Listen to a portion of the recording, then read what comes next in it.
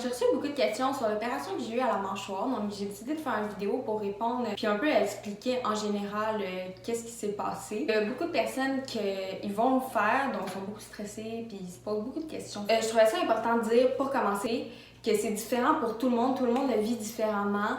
Moi, je compte mon expérience personnelle, donc il y a des choses à rendre puis il y a des choses à laisser. Je me suis fait opérer aux mâchoires. Ça faisait partie du plan orthodontiste, donc avec mes broches. C'est pour que mes dents s'alignent bien ensemble. Donc, en fond, exemple, ça c'est mes dents en haut, ça c'est mes dents en bas. Ben, qu'est-ce que ça faisait? C'était que mes dents en bas étaient trop reculées par en haut, par en haut. Donc, c'était vraiment ça que ça donnait. Donc là, ils ont avancé ma mâchoire du haut, mais ils ont surtout avancé ma mâchoire du bas pour que tout soit vraiment bien ensemble. Je sais pas si c'est clair là, même. Donc c'est pour ça que j'ai fait ça. Puis j'ai aussi eu un élargissement du palais. D'habitude on fait ça avec un appareil juste avant d'avoir des broches, mais moi on l'a pas fait puis finalement j'en avais besoin. Mais j'avais déjà commencé mes broches et tout donc depuis 1 an, fait qu'il était trop tard. 1 mois avant mon opération, mon orthodontiste puis le chirurgien ont décidé de faire ça. Tout ça c'est vraiment pour que mes mâchoires s'alignent bien ensemble. Dans le fond, c'est pas une chirurgie plastique, c'est vraiment parce que j'en avais besoin. Ça faisait qu'à chaque jour, j'avais vraiment mal à la mâchoire, comme ça me donnait des mal de tête. Dans le fond, qu'est-ce qu'ils font? C'est comme ils coupent ici, puis après ça, ils avancent avec des plaques de métal, ils stabilisent. Puis c'est pour ça que ça prend beaucoup de temps de réhabilitation parce que tu sais, t'as un os qui doit comme se reconstruire. Donc, je vais raconter avant la chirurgie, qu'est-ce qui s'est passé. Donc, dans le fond, pour commencer, j'étais allée chez l'orthodontiste parce que j'avais les dents croches. Donc, c'était comme un complexe pour moi. J'ai ramassé mon argent pendant vraiment longtemps parce que ça coûte cher.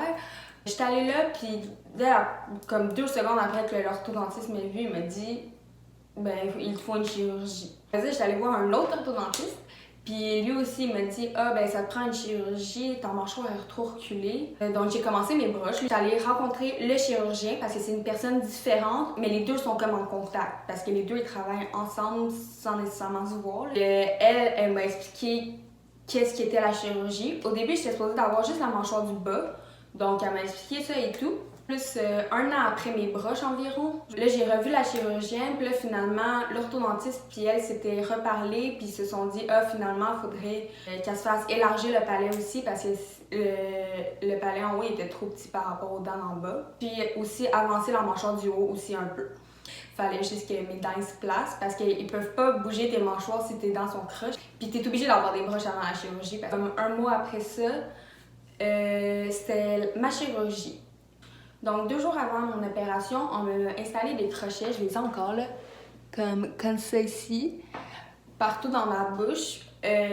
Pour après la chirurgie, ils allaient mettre des élastiques d'une certaine façon pour comme stabiliser.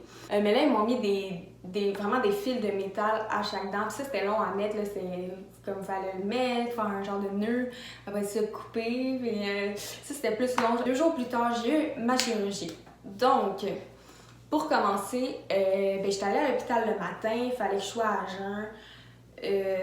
Puis moi, j'étais pas stressée vraiment personnellement. J'avais plus hâte que. Tu sais, ça faisait 1 an qu'on m'en parlait, puis j'avais plus hâte que je le fasse, que ça finisse, puis que ça soit beau. Après ça, à l'hôpital, ils te mettent dans un lit, t'attends pendant un petit bout, t'attends longtemps, jusqu'à temps que ce soit ton tour, parce que des fois, il y a des urgences qui arrivent, puis c'est plus urgent que toi. Après ça, il y a l'anesthésie générale. Ils ont commencé, ils m'ont piqué ici. Dans le fond, ça c'était pour comme geler ma peau. Après ça, ils ont dit, OK, là c'est le moment qu'on fait l'anesthésie. Là, ils m'ont mis un masque. J'ai commencé à tousser. Puis après, je me rappelle plus rien. Quand je me suis réveillée, je sais pas, là, je pense que j'ai pas ouvert mes yeux. Là, je savais pas trop où j'étais où. Je pleurais, puis j'étais comme, ah, j'ai mal. Puis là, je disais, j'ai mal. Je disais que j'avais mal au bras. Puis je sais pas pourquoi, j'avais vraiment mal au bras. Mais je venais de me faire opérer d'en face. J'étais juste pas vraiment là mentalement, là, c'était juste ça. Mais après l'anesthésie, m'emmener, j'étais comme, OK, tu sais, j'ai vraiment faim. Mais comme je pouvais pas manger à cause de ma mâchoire, fait que je pouvais juste manger liquide. Fait que là, ils ont essayé de me donner de quoi, mais je le vomissais. Dès que je mangeais un tout petit peu, je vomissais. C'était à cause de l'anesthésie. Après comme 24 heures, j'ai pu retourner chez moi. Expliquer chaque semaine comment ça a été. Semaine 1, je retournais chez moi, j'avais vraiment pas d'énergie. J'étais pas capable de me lever, j'étais pas capable de prendre ma douche. Je me levais, puis comme je commençais à avoir tout noir, puis j'allais m'évanouir. Je mangeais liquide complètement. Dans le fond, ils me donnent comme une grosse seringue, puis avec un genre de tuyau. Tu le mettais dans ta bouche, puis là, tu poussais avec la seringue, là. C'était comme triste de même. Puis tu parlais pas. Je pouvais pas boire avec un verre, là, ça marchait pas, là. C'est vraiment avec la seringue. La semaine 1, c'était comme la pire. C'est comme, je parlais pas. Fait que c'est l'enfer, là. Là, tu veux que le temps passe, mais c'est plate, c'est long, tu fais rien. Au début de la semaine 2, j'ai eu un rendez-vous avec ma chirurgienne. Elle a fait une radiographie, puis tout était correct, elle était vraiment contente. Mais j'étais enflée, là. Oh, j'avais l'air d'un gros écureuil. C'est au début de la semaine 2 que j'ai commencé à parler. Les premiers jours, on comprenait rien. Plus que les jours avançaient, plus que je pouvais encore plus ouvrir ma mâchoire. Donc ça m'a aidé à parler. Puis au fil du temps, j'ai recommencé à parler normalement. J'avais comme un enfant dans la bouche là, qui allait là, sur le palais, qui allait sur les dents, puis il y avait comme plein d'affaires de métal qui faisait tout tenir ça. Puis c'est pas quelque chose que tu peux enlever, là, c'est vraiment là, comme stable. C'est genre un genre de plastique bizarre. J'ai commencé à trouver un peu d'énergie. J'en avais pas beaucoup, mais c'était déjà moins pire que la semaine 1.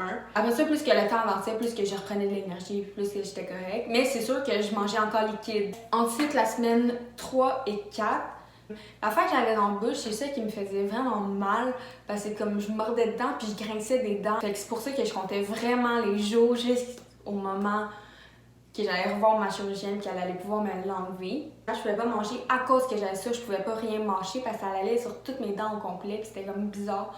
Fait que je pouvais pas manger à cause de ça, je mangeais encore liquide. Finalement, à la 4e semaine, je me l'ai fait enlever, j'étais là. C'était le party, genre le party de bouffe. C'est sûr qu'en ce moment, je peux pas encore manger des hamburgers parce que c'est comme trop gros. Ma mâchoire ne s'ouvre pas encore au complet, elle est encore en réhabilitation. Beaucoup de personnes se demandaient le mal, justement, c'était quoi, est-ce que c'était supportable, est-ce que c'était intense, nanana. C'est sûr, la semaine 1, ça faisait plus mal. Ben, c'est sûr, en premier, ça fait plus mal. Plus que ça avance, moins que ça fait mal.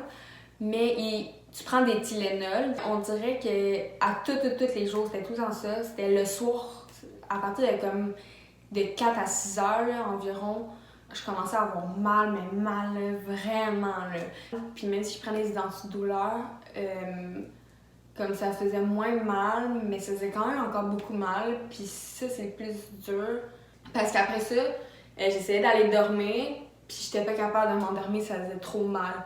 Ça a été une difficulté pour moi à m'endormir pour de vrai.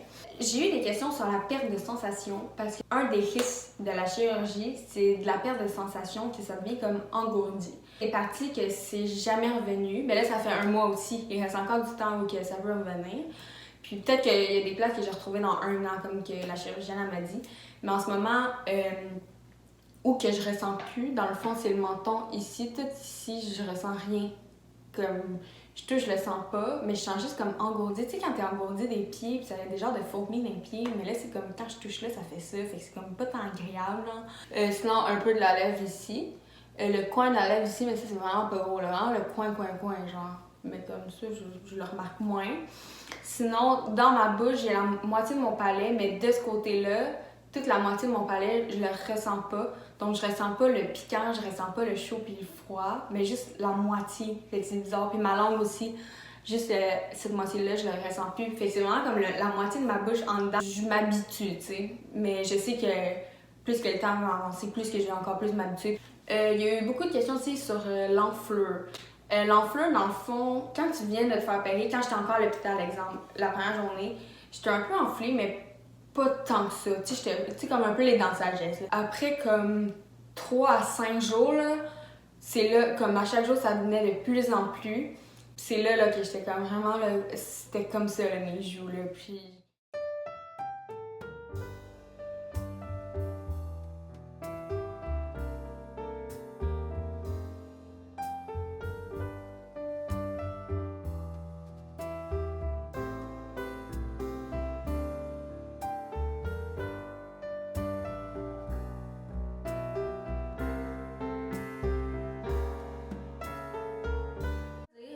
ici, j'étais comme rendue toute vert bleu bizarre, mais ça, c'est vraiment normal, ça fait ça à chaque opération. Ça, c'est après ça que ça a commencé à désenfler, puis on m'a conseillé de mettre des compresses d'eau chaude en comme 3 jours que ça a vraiment désenflé, pas au complet là. Ça c'est sûr, pas au complet. Faut pas mettre la première semaine des compresses d'eau chaude, c'est vraiment pas conseillé parce que de toute façon tu vas tellement avoir mal que tu veux pas mettre ça. Mais les premières semaines c'est de la glace, t'as comme une grosse affaire dans même que tu peux mettre toute glacée. Ça fait du bien. Une des choses que je voulais parler qui était vraiment importante, c'est que cette opération-là, c'est vraiment dur mentalement, extrêmement dur mentalement même. Tu sais, surtout la première semaine, tu peux même pas parler. C'est sûr, je textais, mais pas plus que ça. Puis, tu vois tout le monde qui continue leur vie à l'extérieur, mais toi, t'es comme chez vous, toute enflée, vraiment laide en plus. Puis là, ça te décourage, puis c'est comme... Tu deviens comme un peu dépressive. À un moment donné, je le prenais le jour. Tu sais, j'en manquais. Là, la journée, elle finissait, j'étais genre, bon, une journée finie, demain, ça va être une autre. J'avais l'impression de comme retomber en dépression. Tout ce que je pouvais faire, c'est attendre. Puis c'est vraiment, vraiment dur. Je sais même pas comment l'expliquer pour vous dire comment c'est dur mentalement. Maintenant que c'est fini, je suis contente de l'avoir fait. Mais pendant mon moment de réhabilitation, j'ai regretté complètement. J'étais comme, pourquoi j'ai fait ça? Je suis extrêmement contente de l'avoir fait. Puis le résultat avant-après est vraiment mieux.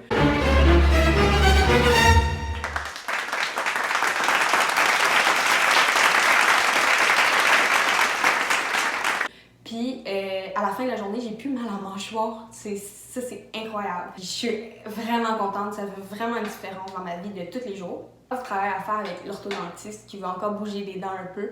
Si j'ai des trucs à donner, c'est, je vous dis, trouvez-vous des choses à faire parce que ça va vraiment faire un gros changement parce que le temps qui passe pas vite, c'est une des pires affaires. Puis tu le sais que c'est le temps qui va arranger, que tu vas avoir moins mal, que tu vas désenfler, que ça va guérir. Mais quand ça passe pas vite, c'est décourageant, mais pas à peu près. Quelqu'un me demande est-ce que je suis contente des résultats, est-ce que je regrette? Donc, comme j'ai dit tantôt, j'ai un peu répété, oui, au début je regrettais, mais maintenant que je vois le résultat, je regrette pas. Puis maintenant que c'est tout fini, je suis comme bon, je l'ai fait. Maintenant c'est fini, je suis vraiment contente de l'avoir fait. Donc j'espère que mon vidéo vous a aidé. Puis si jamais vous avez d'autres questions plus précises, vous pouvez m'écrire, ça va me faire plaisir de répondre parce que je sais que ça peut être stressant comme opération. Puis c'est vraiment une grosse opération. Si vous en avez besoin, je sais qu'il y a plusieurs personnes qui m'ont dit moi j'en ai besoin mais je suis comme pas trop sûre, j'ai tellement peur. Mais je vous dis de la faire, c'est juste que faut que vous soyez prêts un peu mentalement à ce que ça soit dur. Merci!